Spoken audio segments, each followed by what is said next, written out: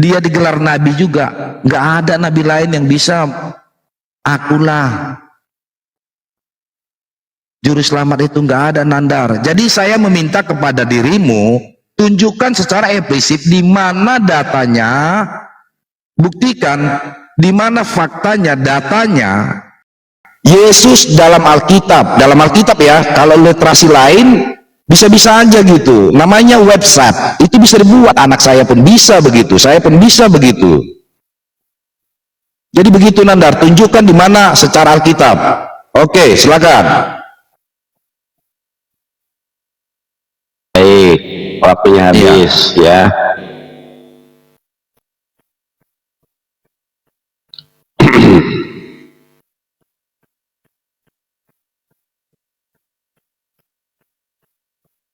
Baik, ayo Bapak Pendeta Magister Teologi, terima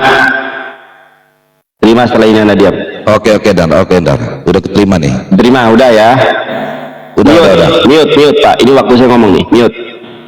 Inikah pendeta gelarnya Magister Teologi menyebutkan dalil salah dalam Matius, semua tidak tertulis? Salah Pak, itu bukan dalam Matius, itu di dalam Yohanes 21 nih. Yohanes 21 ayat 50, ayat 25, masih banyak hal yang lagi. Ini waktu saya. Bentar. Enggak boleh. Waktu saya ini Pak. Matius 28 premis kau itu. Ini waktu saya. Begini, oke, makanya. Ini waktu saya. Jangan premis begini. Bapak ingkar janji. Iya, bukan. Ini waktu saya, nanti waktu Anda ngomong. Astagfirullah. Susah berdiskusi sama kau ini. Ini waktu saya Pak. Ini waktu saya. Komitmen dari awal. Nanti Anda punya ini waktu saya. Waktu Anda saja memframing saya diam. Udah begitu. Ini waktu saya. Bukan Matius 28 ayat 18 ya. Waktu saya. Ini waktu saya Pak Pendeta. Pak Pendeta Magister. Ini waktu saya. Astagfirullah, saya kabur. Ini waktu saya. Ini waktu saya. Bukakan ini waktu saya Pak. Ini waktu saya tuh. Waktu saya terpotong loh. Waktu saya ini. Karena saya buka. Ini waktu saya. Tadi buka Matius 28 ayat 18. Ini waktu saya buka Pak. Matius 18. Nanti ada waktunya Bapak. Ini waktu saya. Udahlah. Kabur.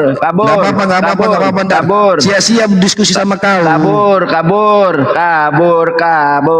Yang lain Matius 28 kabur.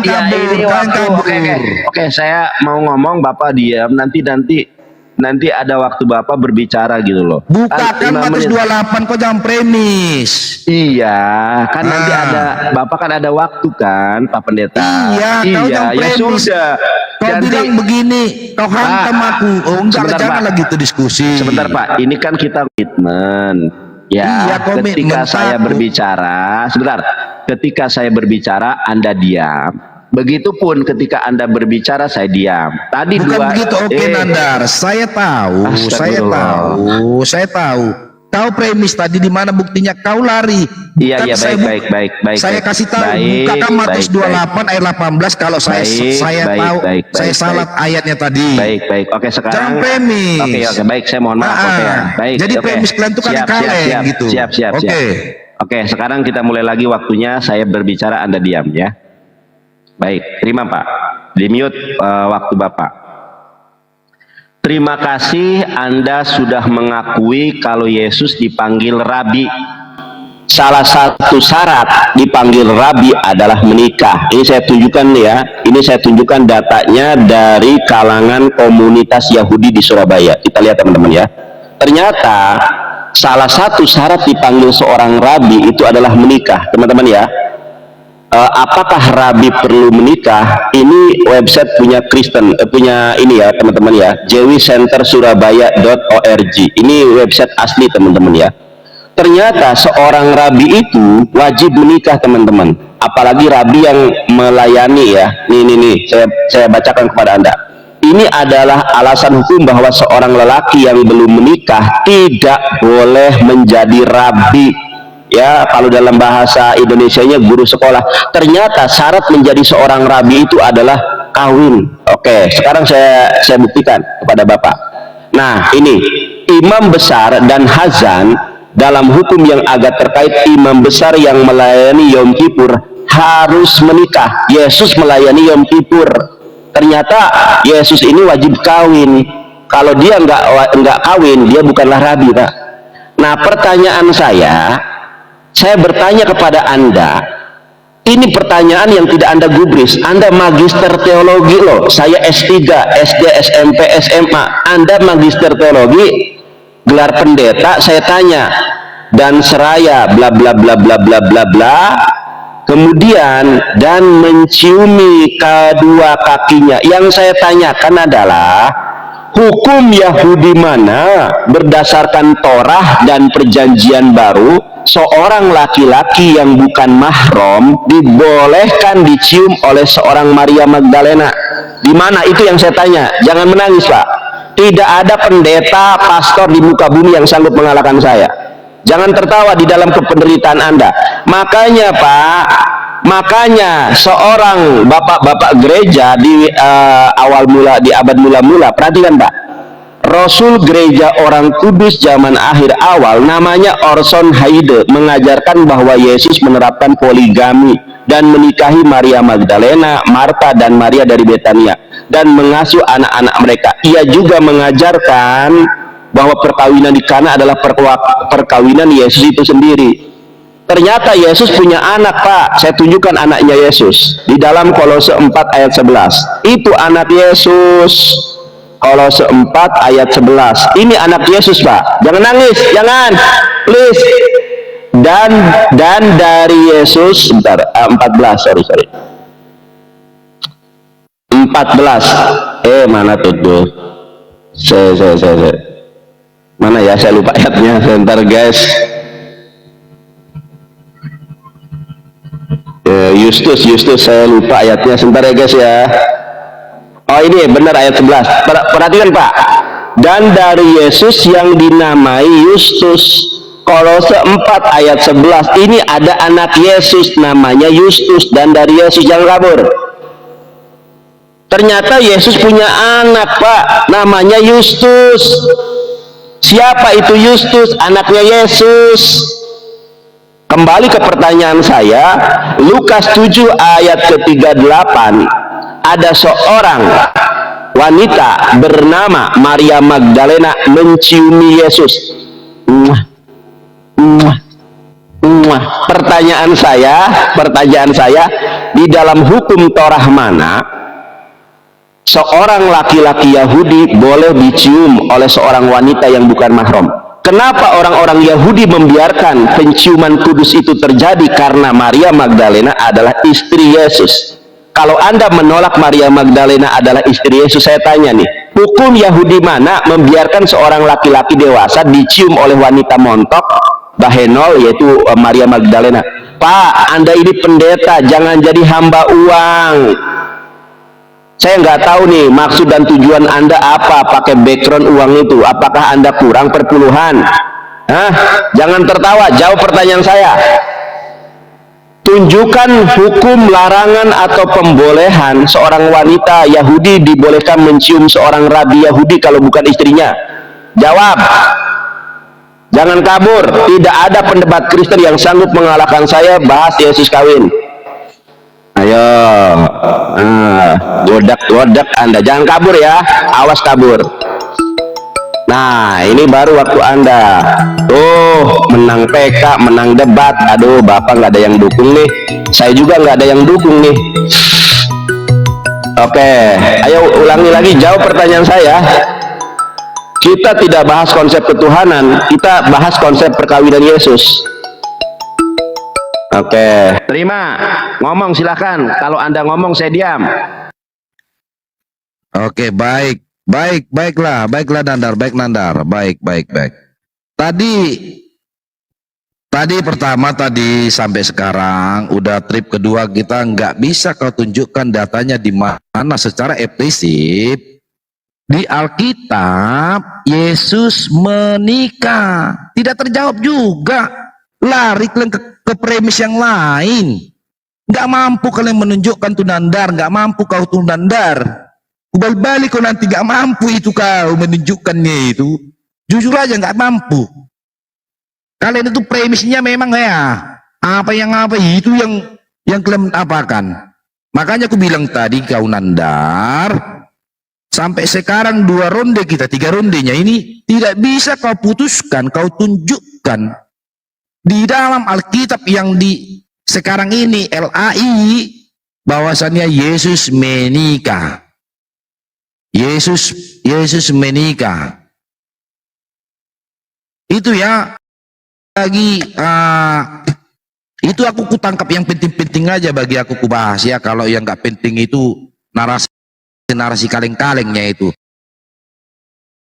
Kau bilang kau evangelis. Kau bilang kau evangelis belum Nandar.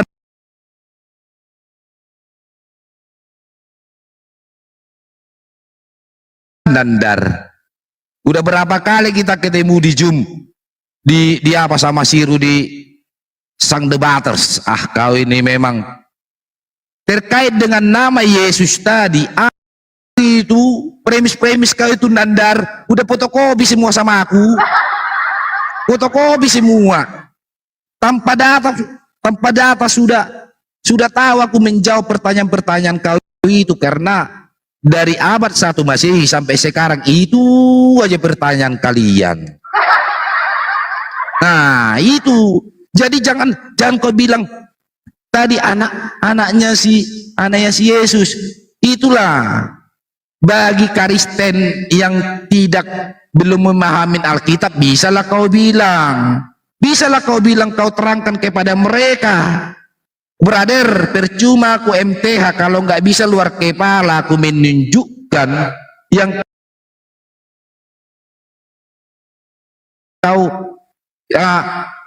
kau narasikan tadi. Percuma saya sekolah tinggi-tinggi, kau bawa tadi ini Yesus ini. Aduh, di Kolose itu di Alkitab kau pura-pura nggak taunya kau. Nama Yesus ada 2 di situ. Nama dua namanya.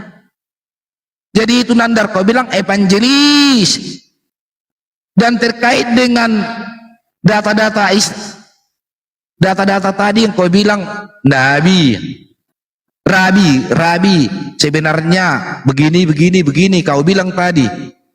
Yang karena masih kucasnya laptopku ini, kalau enggak terbirit-birit data kau itu. Tak penting bagi aku data kau itu, data palsu itu. Makanya kalau Kristen yang awam-awam kau buat Nandar, bolehlah Nandar. Anjungan jempol kami sama si Rudi Sang Debaters, anjungan jempol. Kau tahu sendiri kalau aku dari dulu tidak pernah hal-hal yang apa ya, yang salah menjawab dengan hal-hal yang kalian bilang ini di mana, apa definisinya, di mana tempatnya, tidak pernah. Kau bilang pun aku kalah, terserahlah Nandar, terserah.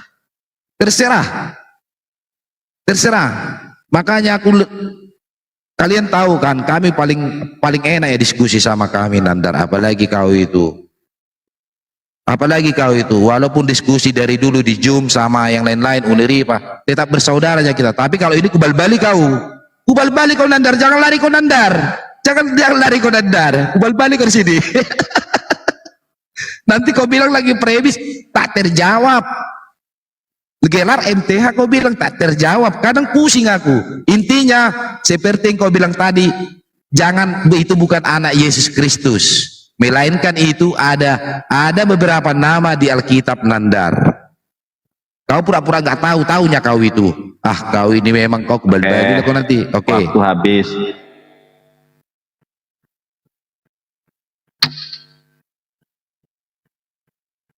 Oke. Ayo kita mulai lagi Pak Pendeta. Aduh. Di mute, saya berbicara. Perhatikan ini Pak Pendeta. Anda ini pendeta loh, magister teologi loh. Yesus mengatakan, ini si pengarang Injil Yohanes mengatakan masih banyak hal lagi yang diperbuat oleh Yesus. Tetapi jikalau semuanya itu harus ditulis satu persatu, maka agak semuanya tidak dapat memuat semua kitab yang harus ditulis itu.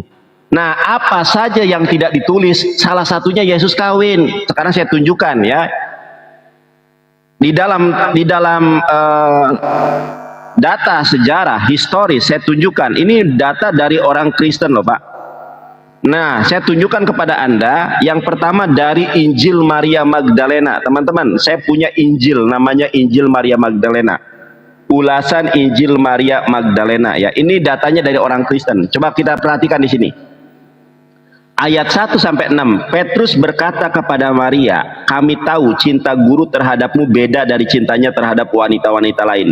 Beritahukan kami apa yang dapat kau ingat dari apa yang pernah disampaikannya kepadamu dengan suatu yang kami belum dapat dengar sebelumnya." Petrus dapat merasakan kekuatan Maria. Ia dapat merasakan kekuatan setiap kata yang terucap olehnya. Ia pun sadar bahwa kekuatan itu karena cinta sang guru terhadapnya. Ini kenapa para sahabat Yesus, para murid-murid Yesus bertanya kepada Maria Magdalena. Kenapa? Karena Maria Magdalena itu diyakini mengetahui perkataan apa yang tidak orang lain katakan. Sama di dalam Islam juga demikian. Banyak sahabat wanita bertanya kepada Aisyah radhiyallahu anha. Kenapa bertanya kepada Aisyah radhiyallahu anha? Karena perempuan. Kenapa bertanya?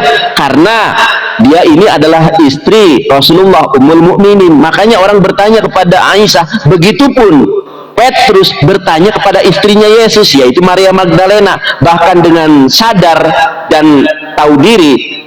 Saya tahu cinta Yesus kepada Maria Magdalena melebihi kepada siapapun di antara mereka.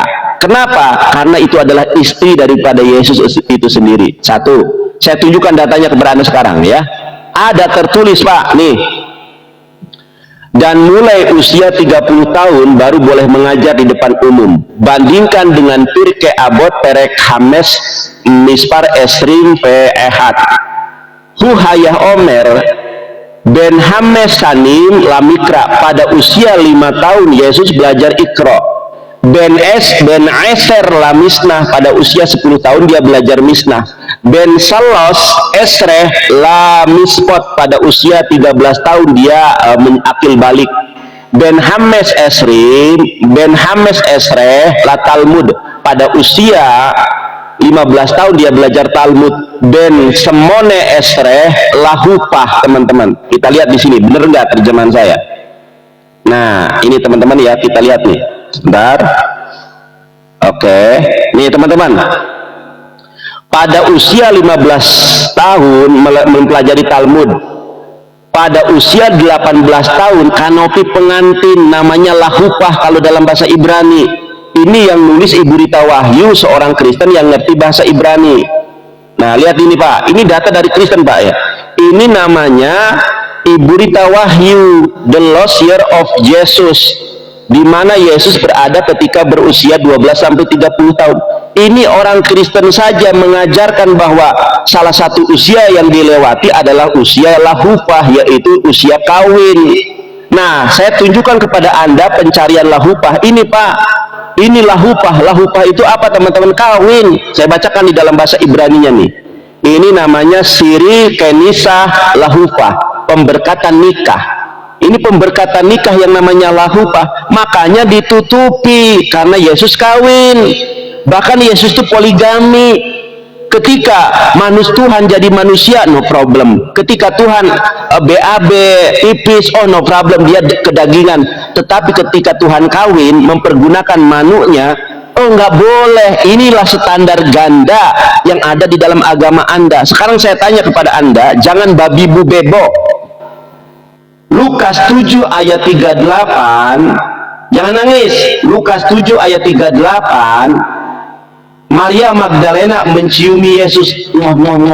Pertanyaan saya, di dalam hukum Bible mana seorang laki-laki dewasa boleh diciumi oleh seorang wanita yang bukan istrinya? Jawab. Jawab. Belum dijawab. Anda ini magister teologi loh, Pak. Kalau pendeta saja seperti ini, bagaimana dengan jemaatnya? Aduh, gak ada yang dukung pendeta, gak ada yang dukung saya nih. Ayo guys, tap-tap layar lah. Masa cuma 300 tap-tap layar nih. Jangan nangis, Pak Pendeta. Open mic. Udah Nandar, sebentar kau. Kau apakan dulu. Ayo Erben, si Erben sekarang sudah gemuk teman-teman. Itu Erben asli namanya. Ayo sudah, terima. Jawab pertanyaan saya. Bapak Magister. Loh, kok sudah? Kabur. Kabur. Jangan kabur. Debater dari tanah Sunda yang belum pernah terkalahkan. Bahas Yesus kawin, kabur sudah, kabur. Baru segitu sudah kabur. Sudah kabur. Tuh, pendetamu magister teologi saja berteguk lutut di hadapan saya. Debater dari tanah Sunda yang belum terkalahkan. Oh, ala kadalah Semar